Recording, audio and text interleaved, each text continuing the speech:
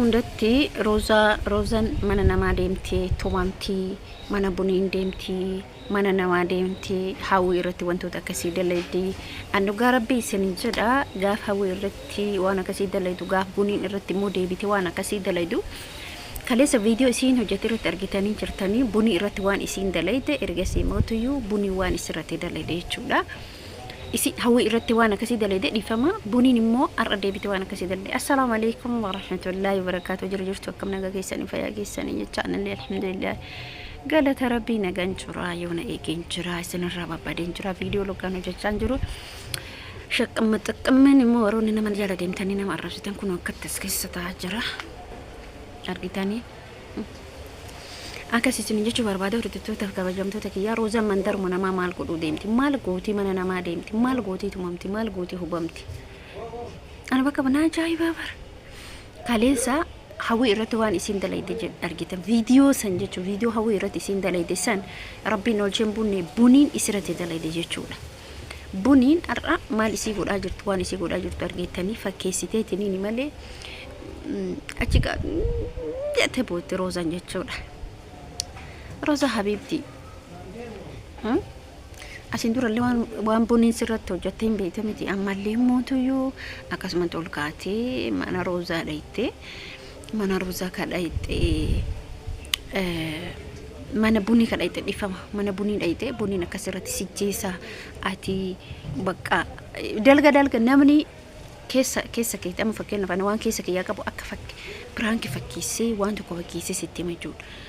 Roozaan immoo dhugumatti jechuudha waan ibsi bichaan beeku waan isin ani maal jedhe ture asin dura dubartii dhirsa qabdu injiraa miti irraa gorii roozaa waan keessa isiitii qabdu sitti haasoftii jedhee ture jechuudha. Viidiyoo kaleessa dhengadda Fatiyaa shakaka yookiin bassoo fiddeerratti buniin baay'ee jechuudha baay'ee nama shakkiti baay'ee fayyade jechuudha. Baay'ee matu fayyade.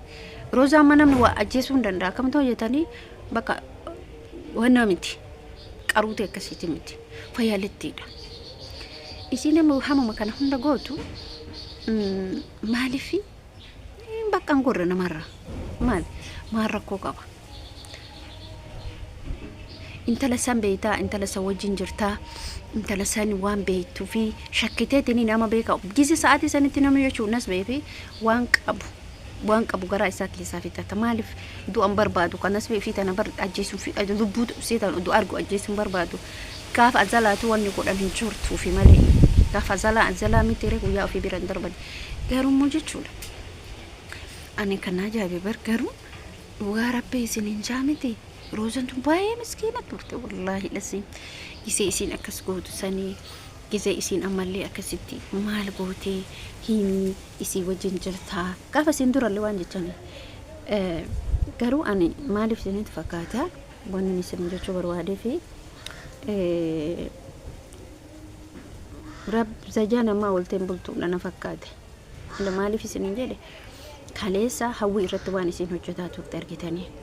Hawwii irratti daba hojjetaa turte hawwii kaleessa intala miskiina waan takkan beene ufiif jettee yookiin immoo ufiif jetteetiniin an ilmoo namni ilmoo qabu ilmoo ufiitiif dhabaa deebi ammallee roozaan jechuudha silaa akkas dalaguun qabdu silaa waan akkasii raawwatuun qabdu silaa hawwiidhaan akkas jechuun qabdu buniin immoo isii haqqisiifte gartanii. إن شاء الله كسي ربي كيرا تاسسو تاني ربي حلافسو إسنين جدا